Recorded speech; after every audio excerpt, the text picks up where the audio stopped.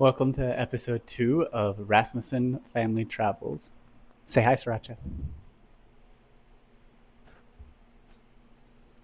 Cholula, say hi. So, for this trip, we went to Australia for a week, specifically the Sydney area. The flight from Honolulu was about 10 hours, which felt like forever for us, but a lot of people we met there were actually from England, and I think it was like a 20-hour flight or something like that, which was insane. When we got there, it was very cold, and it wasn't super cold compared to other places. It was just pretty cold compared to Hawaii. Before we get too far, I forgot to mention this is my good friend Cal. It's short for California Reaper. The first thing we did when we got into Australia was we took a ride on a shuttle to the car rental place. This was a little stressful because it was on the left side of the road. Yes, I was going to drive on the left side of the road, and it scared me so much. We got to the car rental place, we got all the stuff figured out, and they showed us our car. This is the car that we were given. What was awesome about this car was it was very, very tiny, very easily parked in small spaces. So we got in the car and we slowly exited out of the parking garage that the car rental place was in, and it was nerve wracking. Driving on the left side of the road turned out to not be that bad. It was very nerve wracking the first day, but after that, it kind of just became normal, just like any other driving. So after we got the car, I carefully and slowly drove us to the other side of town to our hotel. Saying hi to Cal. Don't bite his fingers. So we stayed at a place called the Annandale Hotel. Um, Here's some pictures of it. It was awesome. It was amazing. It was very unique, very different than any of the kind of places you stay at in America, because it was sort of like an Airbnb and a hotel. So on the ground floor, there was a bar that also was a restaurant. And on the second floor was the rooms that you stayed in. And this is really interesting because there was only like, I don't know, like 12 rooms. And some of the people that stayed in these rooms aren't just visiting, they're actually living there. So they were places that you could actually live at if you chose to. So these 12 or so rooms shared two bathrooms and a really tiny kitchen, like really small, which had a tiny stove, two fridges, and that's that seemed to be all that they needed. And then the rooms were nothing but a bedroom with a TV and like a rack to hang clothes on. But since we were only staying there for a week, this was perfect. And we didn't really buy any groceries or anything, so we didn't take up a lot of space in the fridge. We only ever once in a while put leftovers from restaurants in there. So on that first day, we didn't really do a whole lot besides getting to the hotel. I think we may have adventured around a little bit around our hotel, but we didn't go far. Not really crazy, but that's the end of day one. I have to be careful now. There's a cat just laying down on the ground in front of me. Anyways, day two started with us going across the street to McDonald's. I know, crazy, out of this world, unique experience. But no, for real, it was actually significantly different than eating McDonald's in America. The food was just a much higher quality and a much better price, even. There was also some slightly unique items on their menu, but nothing wild or out of control. Cal has another visitor. So after we ate, we got in the car and we drove into town and we went to the Sydney Opera House. We were going to go on a tour of the Opera House, and we actually got there early, so we got to walk around. We got some coffee that was really great. We also got to take some photos in front of the Harbor Bridge. So if you don't know the layout of the Sydney Opera House, it's actually divided into a couple different buildings. We started in the right building. After walking around in the front lobby area, we went into the Joan Sutherland Theater, which is the second largest theater in the Opera House.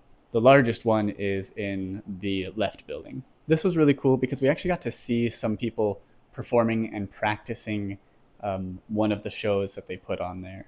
I have no idea what show it was, but there was a guy playing the piano and a couple people singing and practicing the choreography, and it was pretty cool. We then went to the back balcony lobby area. It was kind of like a concessions and bathroom place for when you're in an intermission of a show.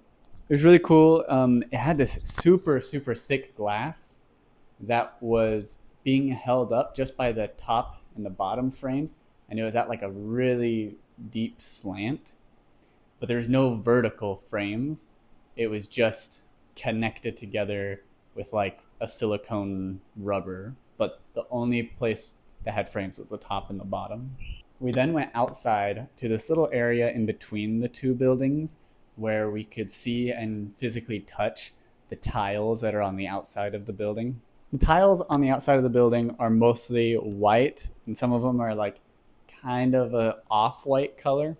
When talking about the amount of tiles on this building, the answers can vary a little bit on how many are exactly there, but the answer is definitely slightly over 1 million individual tiles. We then entered the left building, the bigger one, but we just went into this underground room called the studio.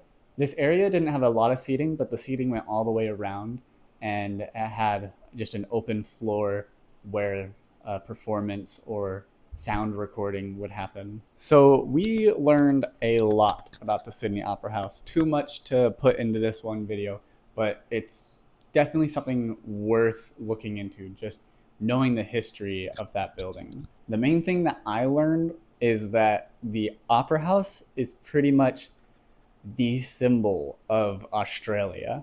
I didn't really know that beforehand, and it's really funny because when we were planning out the trip, I actually kept saying that I don't want to go on a tour of an opera house. Like, what's the big deal? And I am so glad that Sam convinced me to go and see that. So after we were done with our tour, we went outside and we walked around a little bit more, and we ended up actually going to a gelato stand. We love gelato, but this is really funny because we were actually already cold. And so after we finished our gelato, we walked around the area. There seemed to be two different directions we could go. One way seemed to be forever long because it was actually a botanical garden. And then the other way, we had seen a castle on our way to parking at the parking garage. And we really wanted to go back and take a look at that castle and see what it was. So this castle actually turned out to be some kind of school, which we thought was really cool because we were like, imagine going to school in a castle. On our way back, we took the other route to go through the botanical garden. We didn't go through the entire botanical garden because it was really long, but we did get to see like the main areas, especially like this big beautiful fountain area. The thing that entertained us the most about the botanical garden though was all the different kinds of birds we saw there, especially one specific bird that was similar to a kiwi kind of, but it was significantly bigger and just creepy looking. It was scary, but it was a lot of fun looking at all these different types of birds. We actually also saw a snake. Oh no, Riker, it's a snake. Whatever will we do? I know, scary, right? There was also a bunch of art like built into the sidewalk as we walked through this area. There was one specific one that we actually thought was pretty funny. You can figure out why. At this point, we had spent pretty much all day at the Sydney Opera House, so we decided to head on home. After we got back to the hotel, we decided to go out for dinner. We were craving sushi, so we looked up some places in the area and we went to this place called Snacky Chan's. First of all, great name, but the food was really good. It was one of those places where sushi goes on a conveyor belt around the room and then you pick it off the conveyor belt and you pay depending on the price of the plate. We were the only people in that restaurant. It was kind of dead at that time, but it was pretty good. And that was the end of day 2. To start off day 3, we went next door to this really cool coffee place. The coffee was great and it was just the perfect start to the day. Our plans for day 3 was the Sydney Ultimate Pass. So what the Sydney Ultimate Pass is, it's a pass that lets you into some of Sydney's biggest attractions. So the first thing that we did for our Ultimate Day Pass was we went to what's called the Sydney Tower Eye. It is very similar to the Seattle Space Needle, if you've ever been there. We got a lot of pictures when we were up in the tower. We got to point out some of the places on the ceiling to show how far away we were from those places and what direction they were in. Also, while I was looking through one of the telescopes, I saw something that I still don't understand to this day. If anybody understands what's happening in this video, please tell me. This is a video of a car driving on water. And before you ask, no, it was not shallow. This was in the middle of the harbor in a very deep area. But I can't wrap my brain around what is happening in this video. It blows my mind. If I hadn't seen it with my own eyes, I wouldn't believe it. After we had spent a little bit of time in the top of the tower eye, we actually got to go and walk on the outside of it. Again, Sam is afraid of heights, but she actually did really good on this one. We got to walk all the way around it, attached to a safety harness, of course. And there was this part where the floor was glass, and we actually got to jump for a photo. After the Sydney Tower Eye, we rented some e-bikes, and we headed over to Sea Life Sydney. At Sea Life Sydney, we got to see a ton of different sea animals. So we got to see this thing that's called a dugong. It looks a lot like a manatee. It's actually in the same family as a manatee, but it's just called something different. We saw a couple different kinds of rays. Some of the rays actually swam right over us when we were in a big walking tube. We also got to see some different kinds of sharks. They also swam right above us or near the tube. And then we also got to see just a ton of different fish. After Sea Life Sydney, we actually went just next door over to Wildlife Sydney. The first thing we saw there was the Tasmanian devil. And to be honest, this thing was adorable. It looked like just a tiny dog.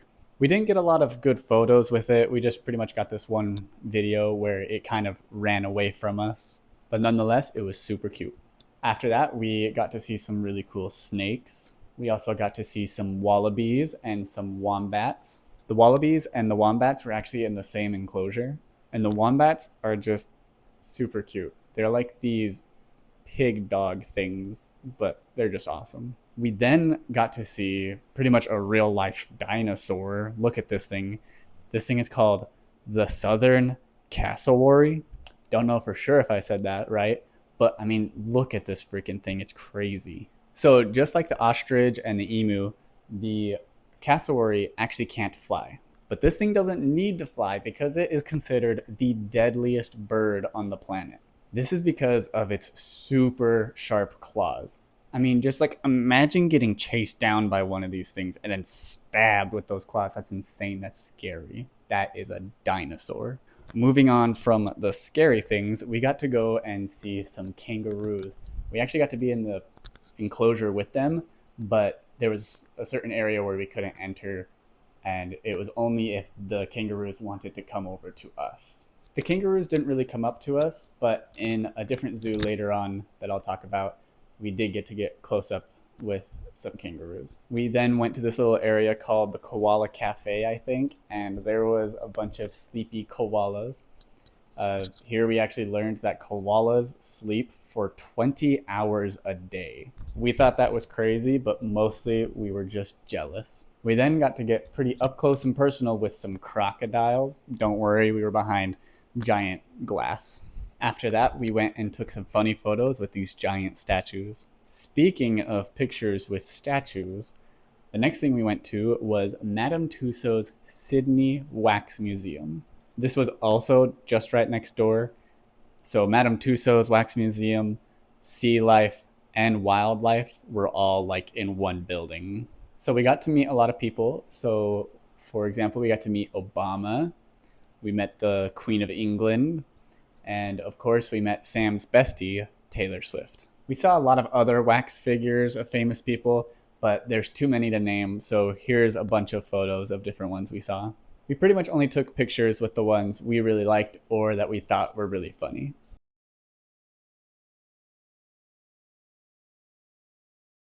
So after a long day with our Sydney Ultimate Pass, we decided to go back to our hotel and have dinner in the bar below our hotel.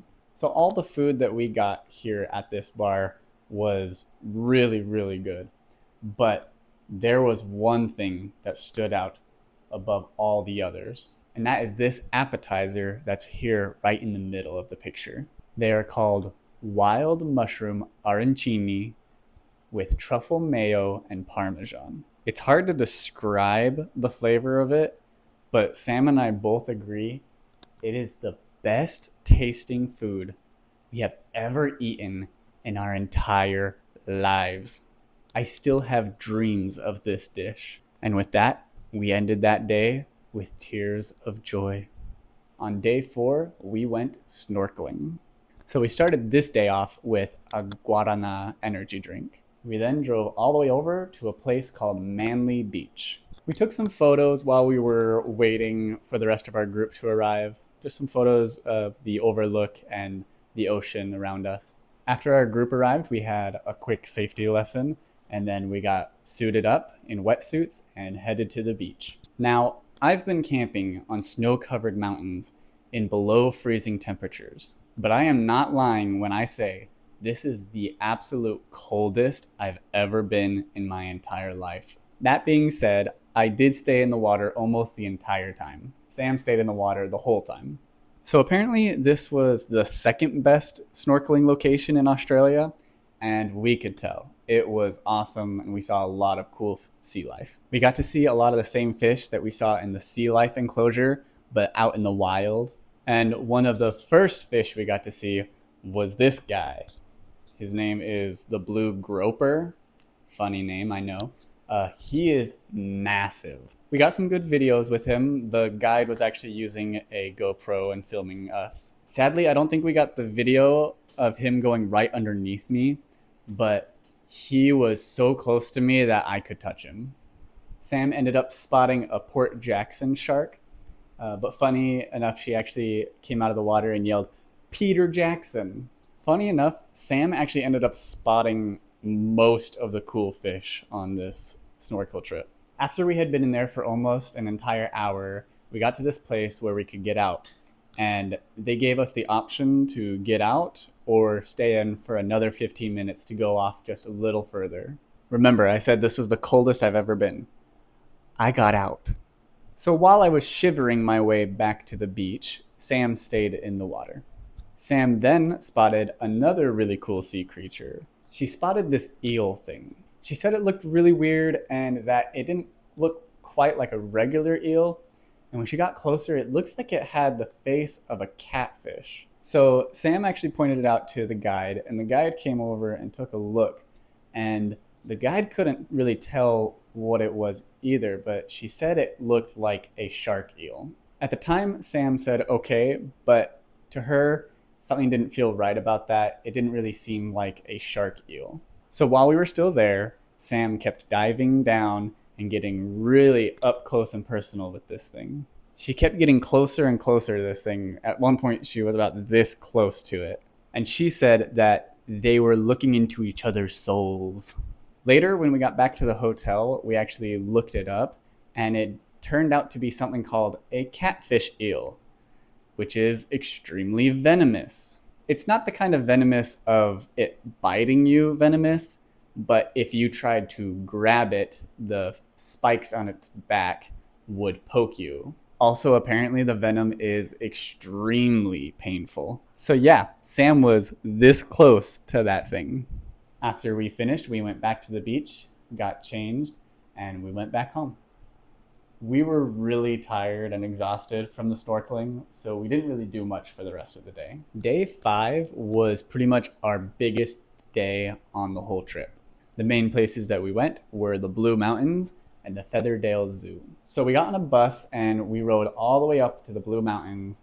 We took a break in the middle, saw this really cool bird that was very beautiful and colorful. And then when we got to the Blue Mountains, we went to a bunch of different overlooks over the big valleys. Here's a couple different photos from the overlooks. Here we actually learned that the mountains aren't actually just regular mountains and valleys, but rather they were created through erosion. So this is similar to something like the Grand Canyon. After we went to these overlooks, we went to this place where we got to go on a gondola down from the top of the mountain down into the valley. When we got to the bottom, we got to walk on this path through the valley. We got to see a lot of cool views, like this giant boulder that fell down the mountain and destroyed the path not too long ago. We also got to see this really cool coal mine, and we actually got a picture of Sam on this metal statue. She said that it was freezing. We then ended up taking the world's steepest railway back up to the top of the mountain. And I gotta say, this thing was insane. You can actually adjust your seat to feel less or more of the incline. We, of course, chose the steepest incline on the chair, and it was super fun. Here's a video of how it went. This is insane. All my weight is on my hand right now. Oh my gosh, that's insane. I feel like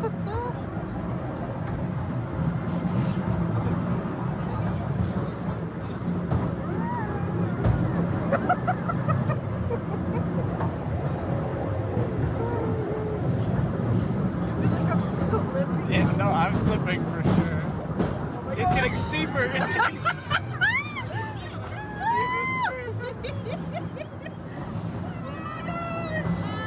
Oh my gosh. We're like falling off.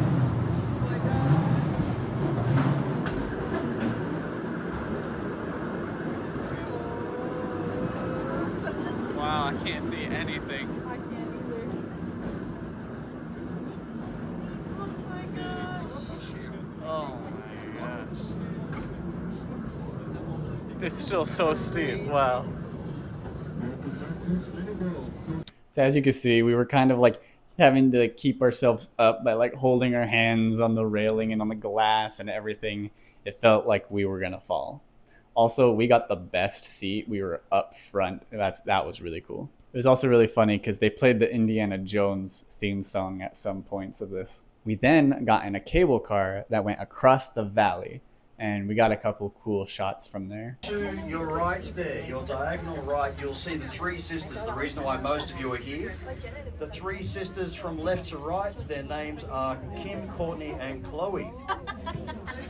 I think two people actually understood that joke. That's okay. No, they're not Kardashians. On the other side, there was another overlook, and we got a really good view of the three sister rock formations. After that, we got back on our bus and we went over to another overlook area. Here we saw this big rock. I can't remember exactly what they said it's supposed to look like or what it's called, but they said that it's supposed to look something like a wolf or something.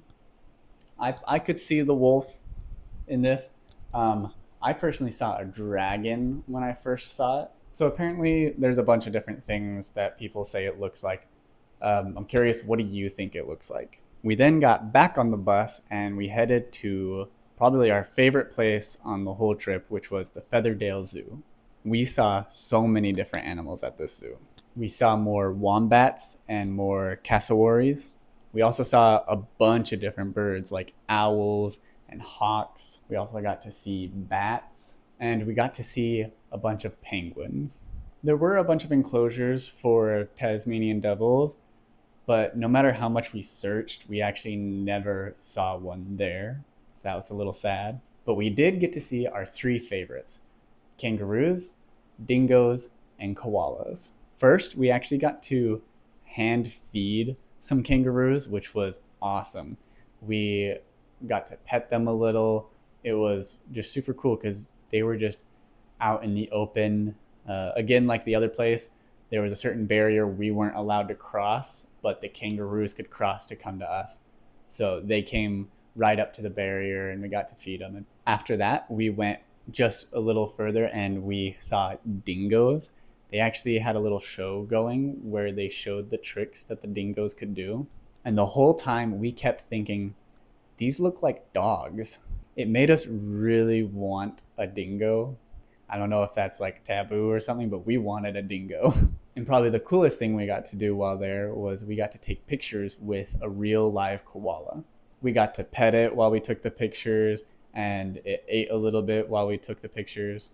And something else we learned about koalas that's kind of funny is they are extremely picky eaters. So koalas only eat the leaves from a eucalyptus tree. Now that's all fine and that's not super picky yet.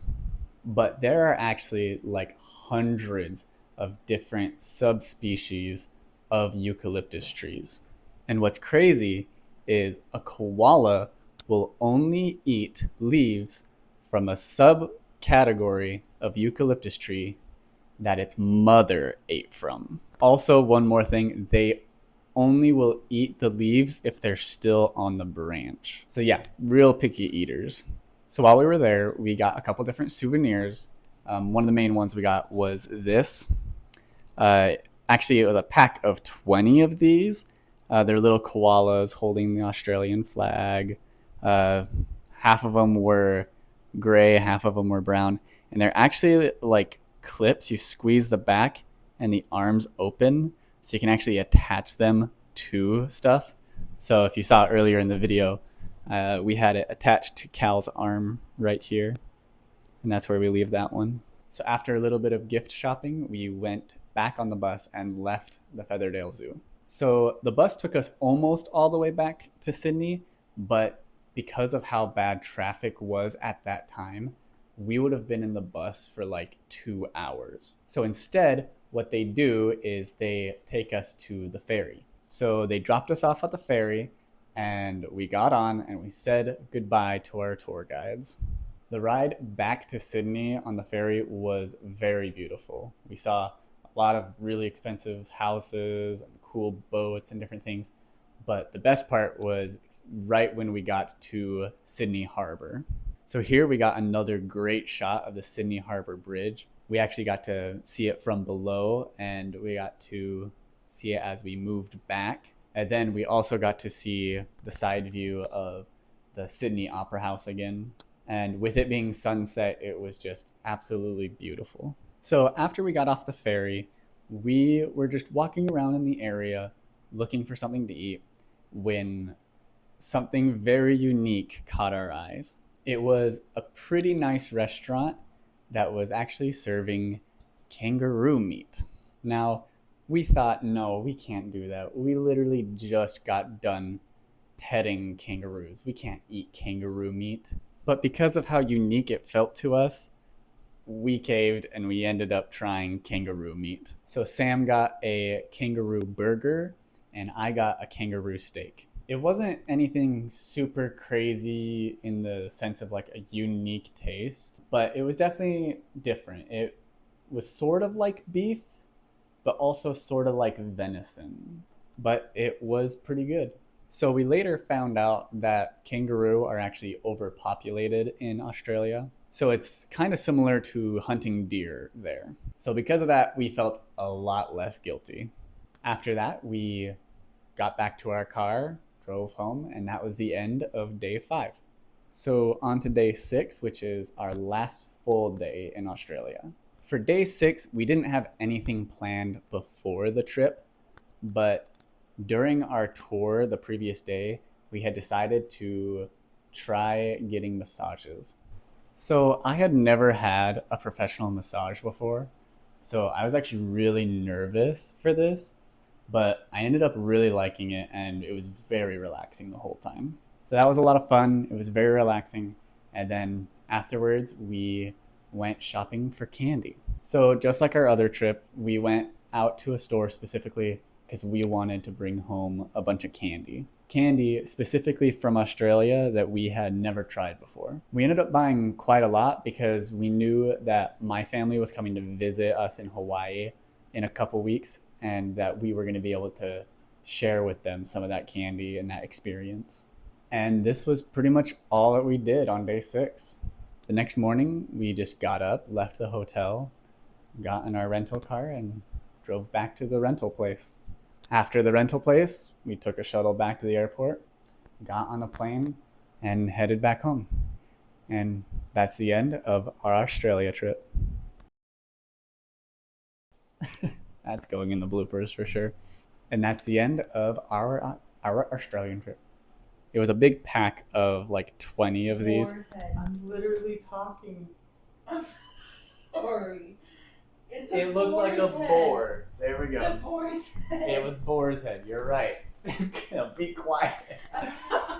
McDonald's. I know, the most crazy, unique. Ow, Cholula. Ow, he just bit me. It's fun. Hi. It's going in the bloopers reel. No. No. I'll censor it.